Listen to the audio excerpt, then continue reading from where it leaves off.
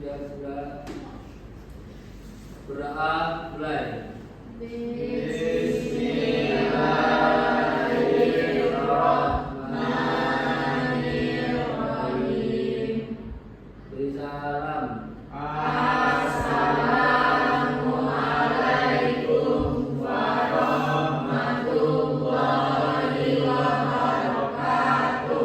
Waalaikumsalam warahmatullahi wabarakatuh. Baik, sebelum kita mulai pembelajaran, Ibu akan absen terlebih dahulu. Ade, Hadir Bu. Fitra, Hadir Bu. Nuri, Hadir Bu, Geti, Hadir Bu, Rido, Hadir Bu. Cia, Hadir Bu, Novia, Hadir Bu, Baby, Hadir Bu, Melva, Hadir Bu, Septi, Nggak datang Bu, kenapa nggak hadir? tidak ada kabar Bu, Melva ya, iya Bu. Viola, sakit Bu.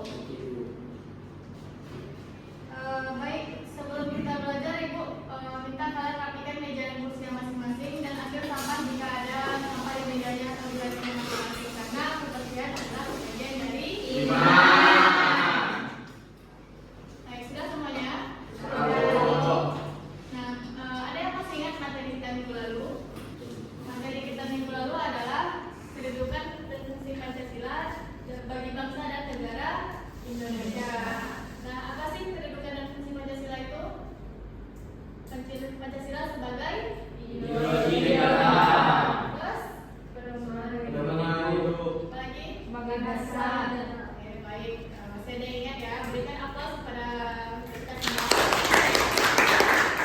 Nah, baik, pada hari ini materi kita adalah membangun budaya taat hukum. Nah, pada materi kali ini kalian diharapkan untuk dapat mengaplikasikan materi kita pada hari ini, yaitu adalah membangun budaya taat hukum dalam kehidupan Sehari-hari. Nah, apa sih itu budaya taat hukum? Yang mematuhi aturan. Terus apa lagi? Kesadaran hukum. Apa yang dimaksud dengan kesadaran hukum? Berarti kalian sudah sadar dan memahami tentang apa itu aturan-aturan yang dibuat oleh guru, orang tua, ataupun mungkin di masyarakat, misalnya peraturan lalu lintas dalam berkendara motor misalnya. Nah, di sini siapa yang bisa membacakan? Coba Debbie, saya mau. Kesadaran hukum itu artinya mengetahui dan mengerti tindakan hukum yang dilakukan beserta akibat hukumnya, serta mampu membedakan perilaku yang baik maupun yang buruk.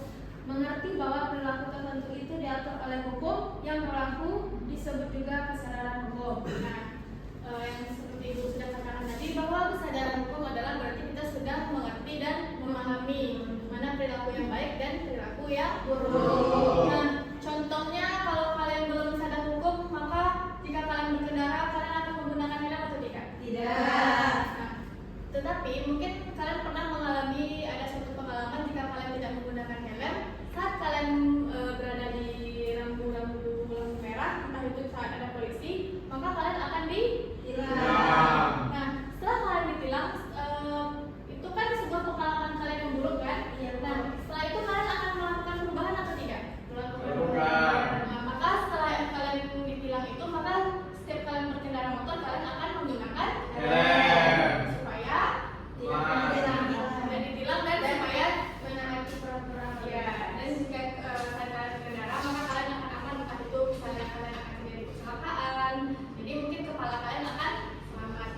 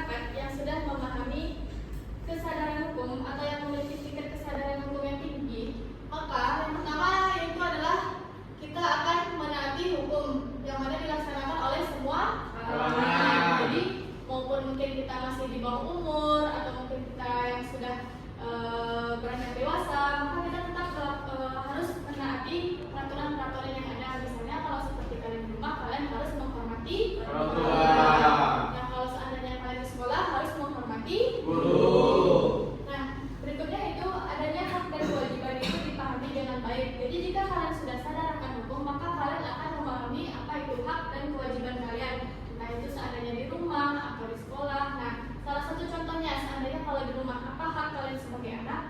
Membantu orang Membantu orang tua. tua. Itu kewajiban atau hak? Kewajiban. Kewajiban. Nah, hal-halnya apa?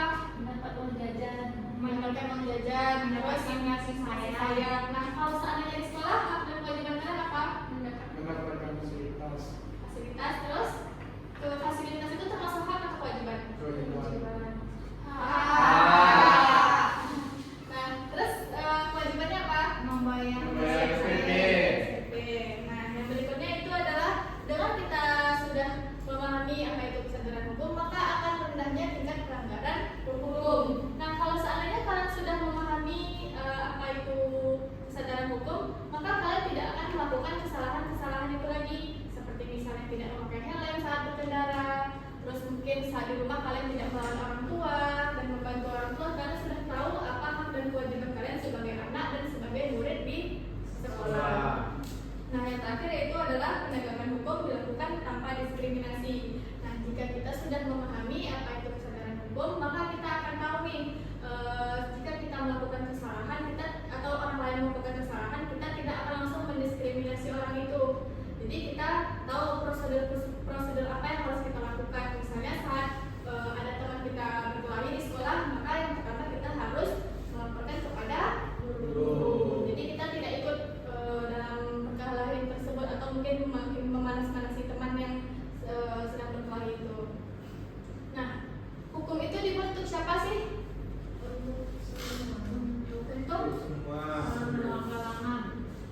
Nah, jadi hukum itu dibuat untuk manusia. Jadi bukan manusia untuk hukum. Nah, hukum itu juga berpengaruh terhadap segala bidang kehidupan manusia karena berada dalam tatanan sosial masyarakat. Nah, seperti pada di sini ada ungkapan dari Cicero, yaitu ubi societas ibi jus, yang berarti di mana ada masyarakat maka ada hukum.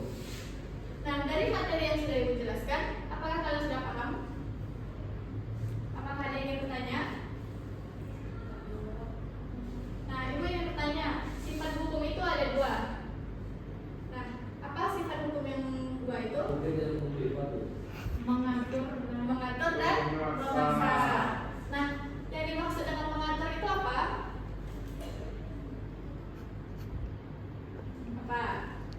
Yang mana kita harus menaati peraturan yang sudah dibuat oleh pemerintah, yang mana peraturan tersebut dibuat oleh lembaga yang berwenang. Jadi itu dibuat untuk mengatur masyarakat dalam bertingkah laku. Nah, kalau memaksa apa? Ada yang tahu? Sifat hukum memaksa adalah yang mana kita harus menaati seluruh peraturan atau perintah yang sudah ditetapkan. Nah, dari materi yang sudah Ibu sampaikan, Ibu ingin kalian mengerjakan tugas di halaman 18 nomor 1 sampai 5. Nah, pada tugas tersebut juga akan berkaitan dengan materi kita yang akan datang. Materinya apa? Ada yang tahu? Atau ada yang punya buku paket di kelas ini? Ingin kalian pelajari juga di rumah nanti. Materinya adalah Hak dan kewajiban tuh. kasus pelanggaran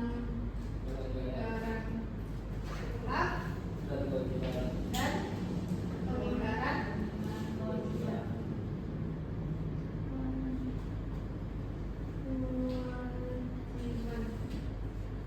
Nah, ini materi kita berikutnya. Jadi jangan sampai lupa ya. Dan juga kalian baca juga bukunya masing-masing di rumah dan kerjakan tugas yang sudah diberikan minggu depan kalian kumpulkan. Dari materi kita ada yang ingin bertanya? Atau ada yang kurang jelas?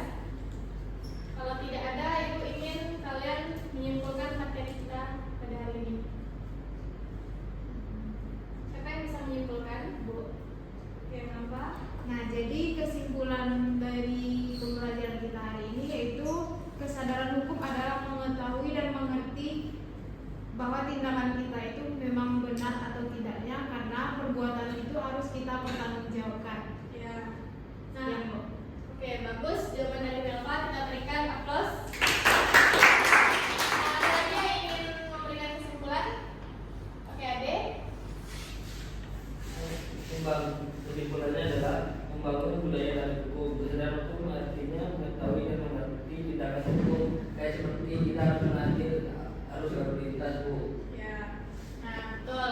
Kita berikan apresiasi untuk Ade. Nah, baik, terima kasih untuk kalian yang sudah dapat memahami materi kita pada hari ini. Jadi, Ibu akan tambahkan juga bahwa kesimpulan materi kita pada hari ini adalah himpunan hukum merupakan himpunan peraturan yang bersifat memaksa, yang mana dia dibuat oleh lembaga yang berwenang, yaitu untuk mengatur tingkah laku manusia dalam kehidupan kita sehari-hari. Dan juga jika kita melakukan pelanggaran terhadap hukum tersebut, maka kita akan mendapatkan sanksi. Baik, materi kita cukup sampai di sini. Ibu akhiri dengan alhamdulillah.